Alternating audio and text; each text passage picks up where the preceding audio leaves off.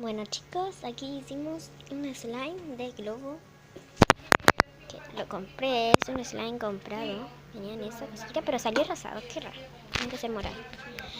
Y miren, mi amiga, que es ella, es mi prima, ella infló ese globo y salió bacán.